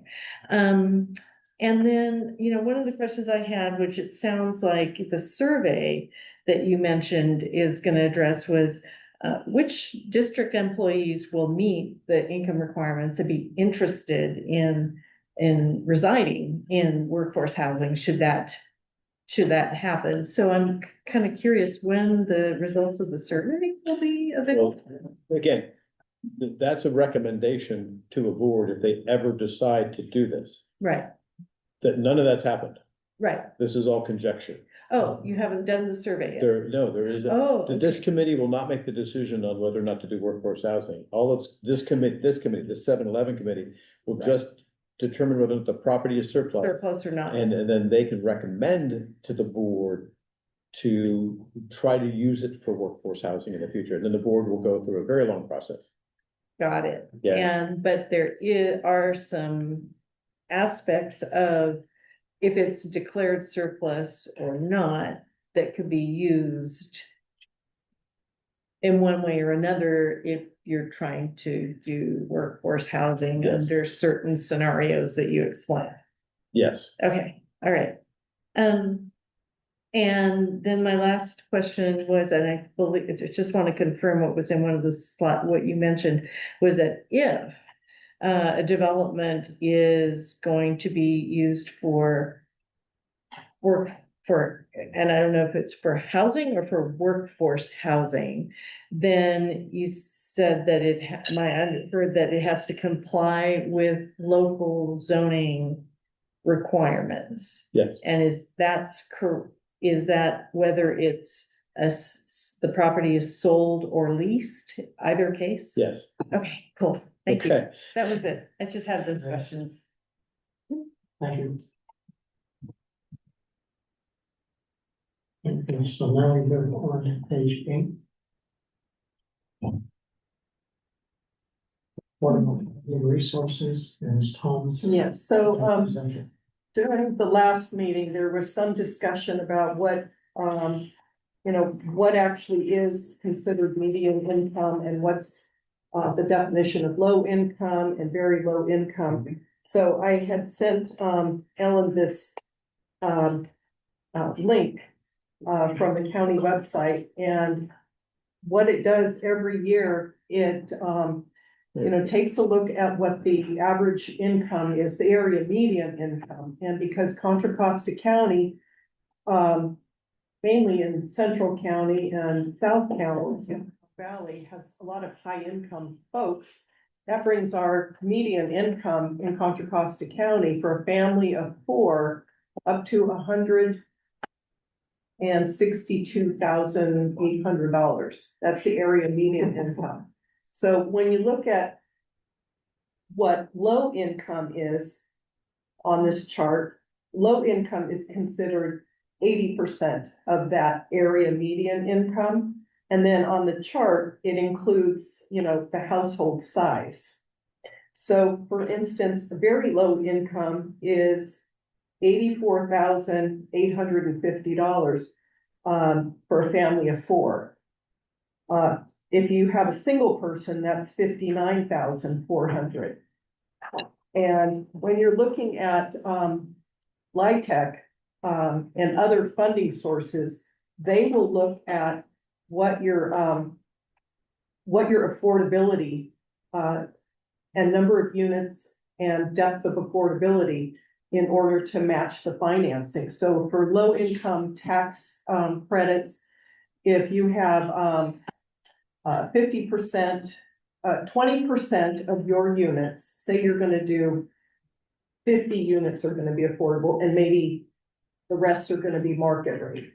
If 20% of those are going to be at 50% or less of the area median income, 40% of those units would have to be at 60% of area median income, and that's on this chart. And then the other 40% would be between 60 and 80% of area median income. These are all for rental units. So, and when you get the financing, they have to be monitored. For instance, if the bond issuer is the county does monitoring. They have staff that do monitoring. They'll go and talk to folks. So if you have a teacher who is in the, a low income unit and they're starting to, their salary's starting to go up where they're no longer eligible, they'll know that they're no longer eligible, but it's, not that common. And then, the other piece of it, I did pull off the district's website, what, say a step 4, a step 4 teacher, with a bachelor's degree is making $67,463. I use step, step 4 for that, so you can kind of see that they're still making, if it's a single household, they're still making, 60% of the area median income. If it's a single parent with 2 kids making that, they fall into the very low income. So that's kind of how you think about how this is. Yeah, Don? All right, I appreciate what you're providing on this, great information. So step 4, that doesn't really tell us much of anything. What qualifies for some, let me ask the question first. Do entry level, for instance, an entry level teacher, according to the website, is 63,000. So, if we want to attract entry level teachers into this area and not have them commute from Sacramento, they'd be at 60%, less than 60% of the area median income. Okay, I appreciate all that information, but my question was, what qualifies somebody to be a step 4? It's usually We a don't know 4 this. year. Assume that it's somebody who's been in the district for 4 years. All right, And that's, I use that example so that if somebody qualifies, for affordable housing in year 1, that's to give you an example that they probably will still qualify in year 4. And, I disagree with the premise that it would, put pressure on the district to keep salaries down. I think it's completely separate. It's the same that if Arto's neighbors are living in, housing in the apartments, those guys are, their income is monitored annually. And if they have a jump in salary, they are no longer eligible to live there. So, That's true. yeah, the other piece that I wanted to bring up and, Before you leave, can I just want to think about the salary thing for those that aren't teachers? Going from step 1 down is a matter of longevity. Going from column 1 to the right is a matter of educational achievement. So as one adds professional development units, you traverse from left to right on the table, which increases salary. And as you stay with the district, you travel down from top to bottom, depending on how you look at the numbers. And so there are 2 inputs that determine what the salary of the teacher will be in the contract. Mr. Christensen? Well, I mean, you have the table right there. I don't know how far the table is, but I know from a previous budget meeting, the average years of service for a teacher is in the 10-year range. They budget at the 10-year range for when they hire teachers because they expect to hire them at roughly that range too. How would that affect if you have that available on? on the chart, it does have, well, if you assume that each step is a year, it goes to 27 years and it, But I'm saying 20 the average yeah. teacher currently is Yeah, 10 years. 10 years. Wait, That's 89,000, that, and that's with a master's degree. It Right. doesn't, the highest it goes with just a bachelor's on this that I got off the website is 76,000. And that's with 9 years experience. But the other point I wanted to make is there's a number of these salary charts on the website. And the other one that I pulled was the Teamsters. And an example of a special education paraprofessional 3. I just grabbed, that number. That person in step 1 is 39,000. So, it's really hard to say that, 39,000 is very low income. That's, less than 40%. And would it even be worth somebody making that low of income to say commute from far away? And that's the other piece, is that we want to, I would advocate for having housing for the education workforce that's local, so that we can do the hiring of all of the, different personnel that we need. So I'm happy to answer any questions. This is on page 8, and then if you Google salary range for West Contra Costa County, there's a page there that has all of the different salary ranges. That's really useful.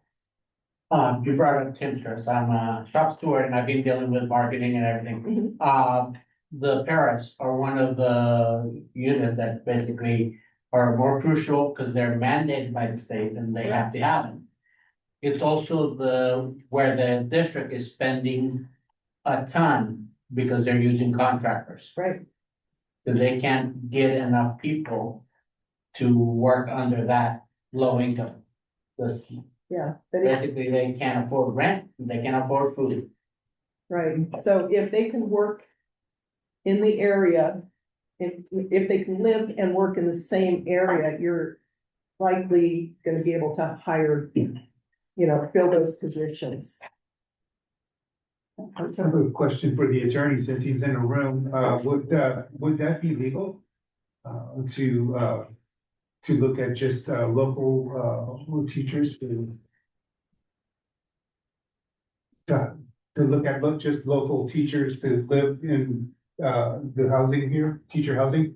We just teachers and not other, Well, anybody local, just local. When I said local, I meant district, Oh, as okay. opposed to Solano, et Oh, cetera. I see, okay. yeah, Because I belong to a local union, so I see what you're saying. Yeah, and to Marie's point, there's a lot of folks living outside the district commuting to get here because Right. it's cheaper to live in Yeah. surrounding counties. Okay, thank you. yeah, because it's very expensive to commute. And, we need paraprofessionals. I have a son who went through special ed in this district, and I know that, I'd get calls on days where the professional was not there. Do I want to pull my son out? So it's crucial.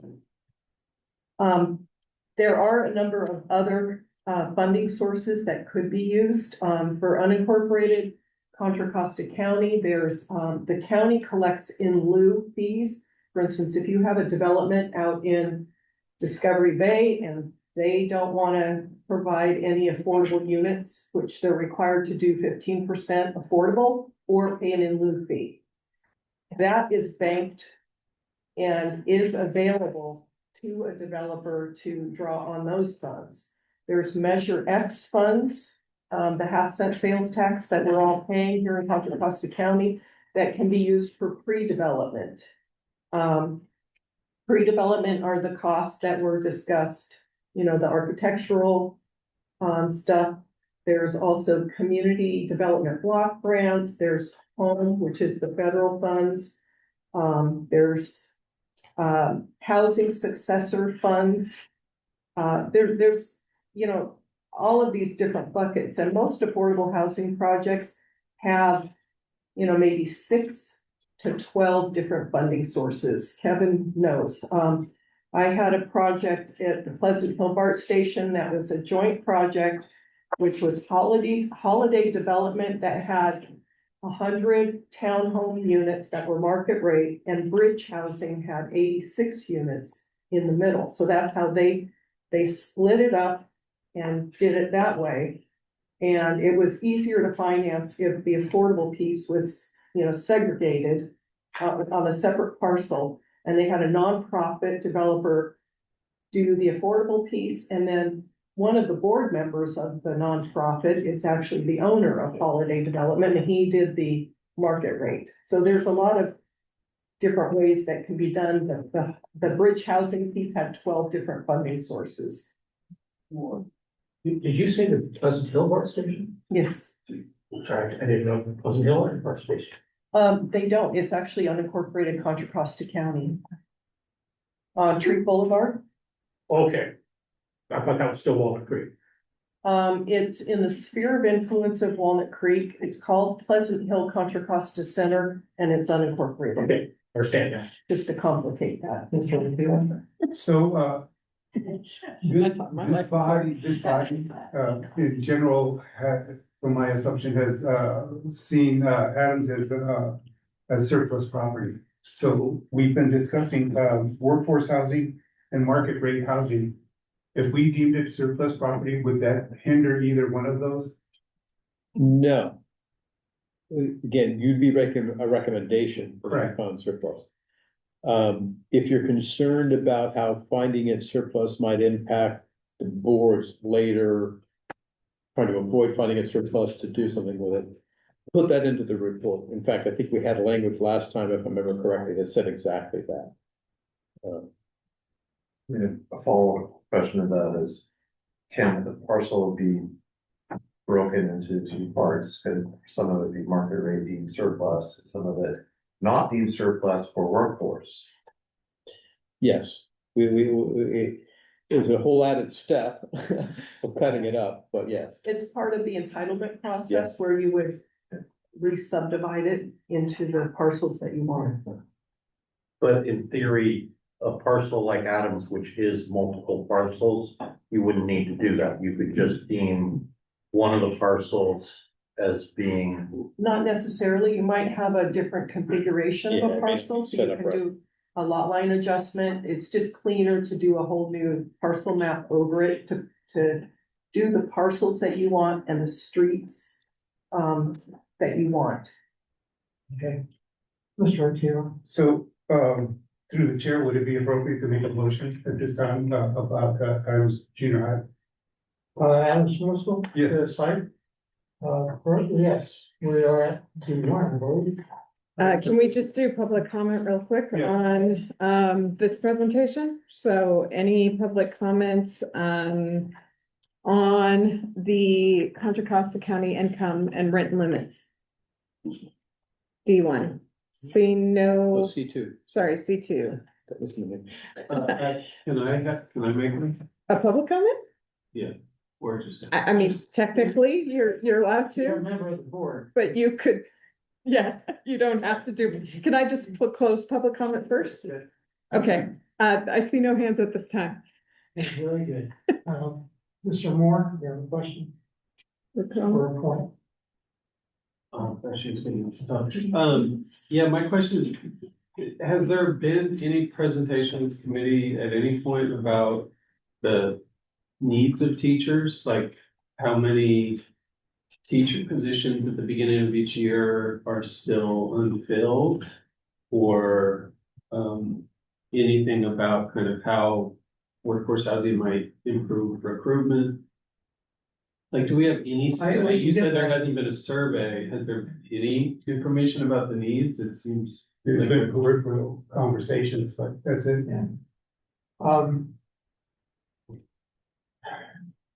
My experience was secondary education, not elementary. And the elementary perspective comes from another part. But we can get the information for you. I think what you're looking for is what's our turnover annually? And how many open positions do we have when we begin a school year? And part of the problem, among the problems, by law, teachers have to be given notice by the middle of March as to whether they're going to be retained or not for the subsequent school year. March 15th. Yeah. Yeah, okay. Okay. So, so they start looking for their next position before the school year ends. And we don't necessarily know who's leaving until we get to the end of the school year, and, at the end of June. Then we find that we have to start hiring. Well, people have been hiring and looking all the way up until that time. Now the school has to go out and recruit people. So often we do start the year with insufficient staff. And the classes are rebalanced within 3 weeks of the beginning of the school year when we try to find and fill those positions. It was my experience in secondary that I could anticipate losing 25% of my colleagues every year. That was because I had new teachers taking that. So that's kind of turnover. The timing is the problem for the district.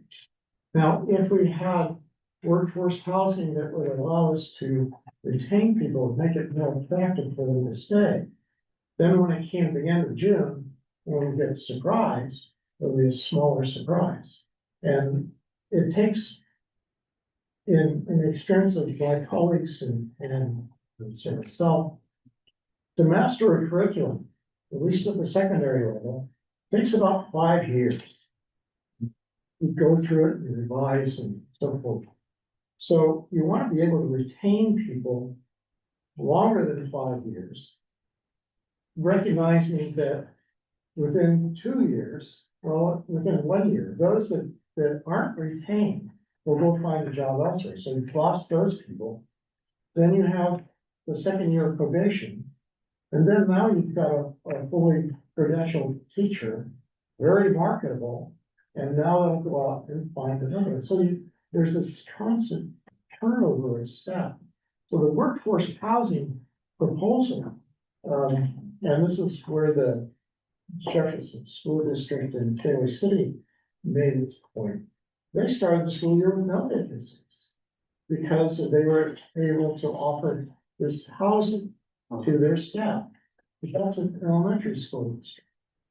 It's going to be difficult, and I dislike the word complicated because it always seems like a dismissal. But it's going to be complicated because this is a very large school district. They have a number of comprehensive high schools and more beyond that. And I think the number of total schools was 51. So, and it's really hard. But the problem is the tail is so attractive that even though it seems like the financing is near impossible, it's something that the district, at least several members on the board, and Mr. Gosney, who accompanied them, are interested in. Okay. With that, back to Mr. Antila and Adams. Yeah, I would like to propose a motion. Okay. What's your motion? The motion would be that the West Contra Costa Unified School District 7-11 Committee has found that the Adams Middle School property has been found to be surplus property. And the committee recommends that the property be leased or sold and be developed as workforce housing and or market rate housing.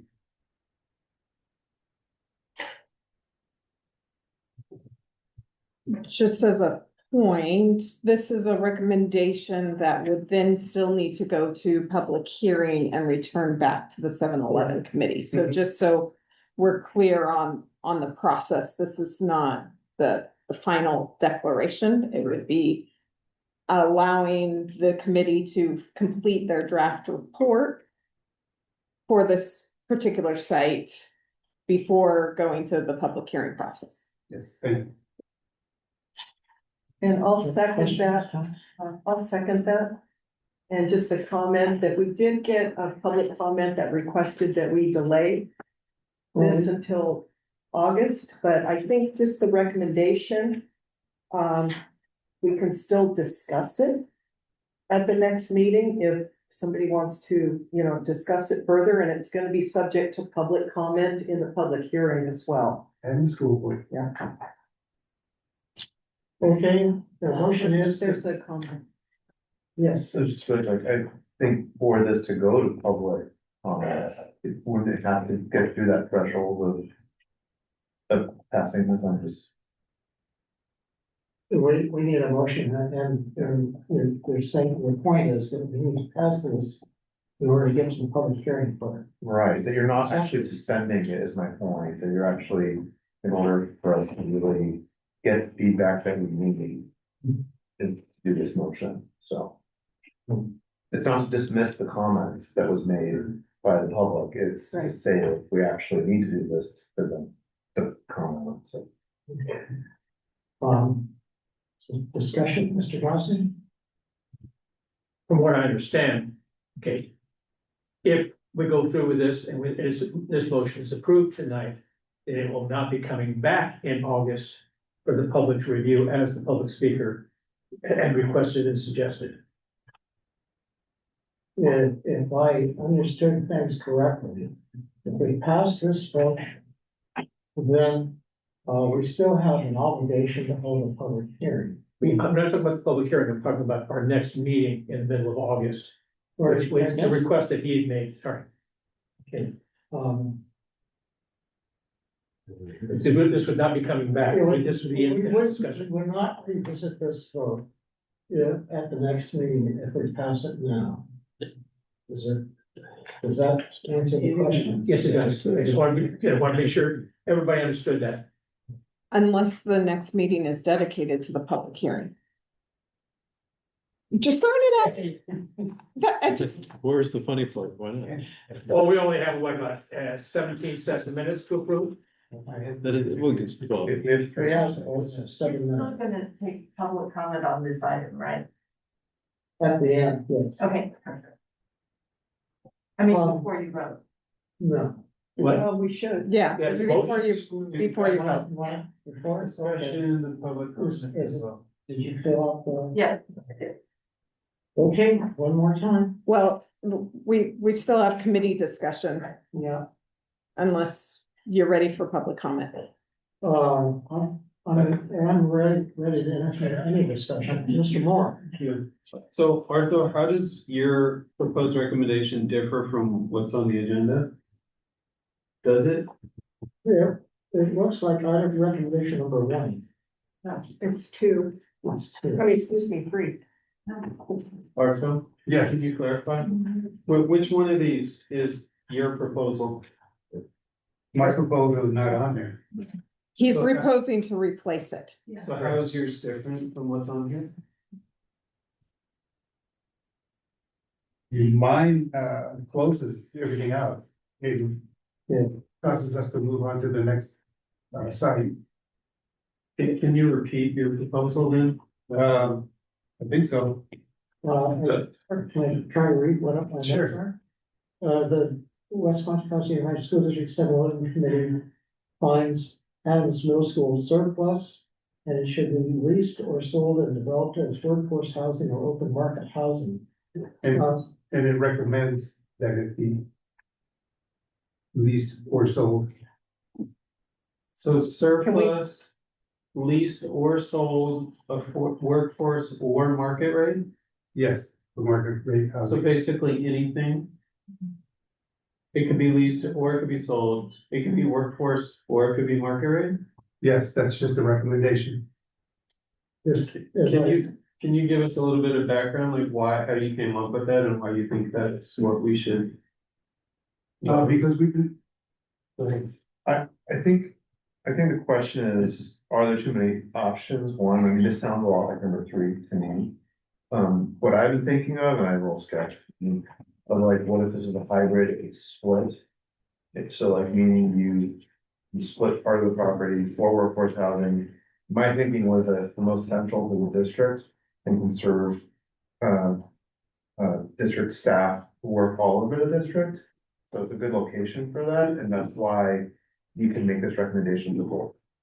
That's, I mean, that's partly my thinking here, as opposed to any other site, because we could debate to the other site, we can also add that those sites also have the possibility of workforce housing, but ultimately, this one is a 5 acre site, you split 2 acres, you do 3 for market rate and 2 for this, I mean, it's up to the board, to figure out the split. Right, but you're saying number 3, which is workforce housing and market rate housing. What I heard Arthur say was or, which would mean it could be all market rate. I could say and or. And I'll accept that as the seconder if it's and or. At the end, or is the same as or. Yeah. They could just choose or. That, There's a little bit of a reality in that I think that the demolition cost of the building itself has to be paid for, and having market rate, having only affordable housing may not make it possible to tear the building down. I'm not saying So- only, I'm saying. No, so maybe the notion of having hybrid, the reason of that is to have it, the ability to pay for the demolition costs with market rate. And then have the ability to build on a clear site, affordable housing or workforce housing. So that would be and, right? That would be affordable housing and some market rate housing that helps pay for the demolition. Is that what you're saying? So. Yeah. I would just say, you know, my concern with this motion, and the motion's there, we can vote it up, we can vote it down, is you're looking at this in a siloed sort of fashion. Now, the members on the committee, and maker of the motion has been on the committee for a while, have a broader sort of perspective of everything based on what the committee did before. As far as I can tell, a lot of the new committee members, you know, as the district just wants to get this over with and move on, but you cannot look at this as an individual thing. Because you're talking about workforce housing, where does it make sense? Yes, it makes sense to do it centrally located here in the middle of the district. But you're talking about, you have these 4 sites that you can do stuff with, and they all should be aired out with all the questions. For example, the questions that are coming from the current committee members are different than the committee members who asked before. The level of expertise and knowledge is different. And so there may be questions that come out as you go through each site and visit each site and whatnot. So I would not recommend we do any voting on any of these properties until you've done all the properties. All the properties. That's a good point. I will withdraw my second. Oh. I feel it's different. Then I'll withdraw my, rescind my motion. Well, ladies and gentlemen, it's now 8 o'clock. Can we, there's one thing for next meeting that I would like to, I didn't get an opportunity last time to bring this up about minutes. We didn't do minutes this time, but I would ask that we agendize the minutes from the previous minutes of the live committee separately and move them to the beginning of the meeting so that we can knock those off, because we are all here. There will be no question about whether, you know, we looked at the video, all that sort of stuff, so that we don't create this backlog that then creates an argument of, well, you weren't here, this or that. It just is a little cleaner and will make that part not build up, because we now have 1 minute and we'll have 2 minutes next meeting that we were all live for. Just saying, Mr. Gagnon. Your point is well taken. So, when we create the agenda for next week, I'll try to honor that point. Mr. Thank you. Dawson. I would recommend that not just the last meeting, but the last 2 meetings, that would be this meeting and the one 2 weeks ago. That would make us complete on the new group of meeting minutes. as opposed to 2024 and earlier. God willing.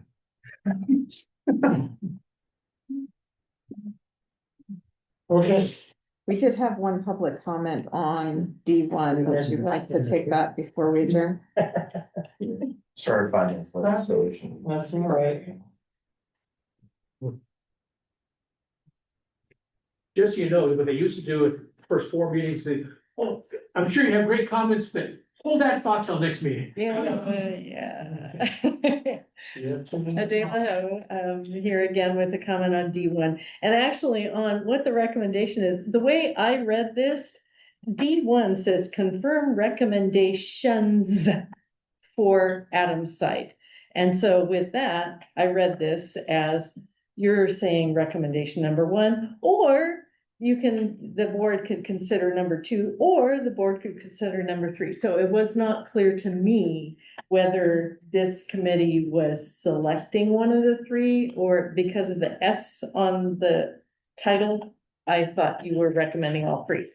That said, as a resident of the area, I think it's great that all the options there include housing, and the options as committee member, sorry, I didn't catch your name, said, that it includes options for workforce as well as market rate or whatever works out best.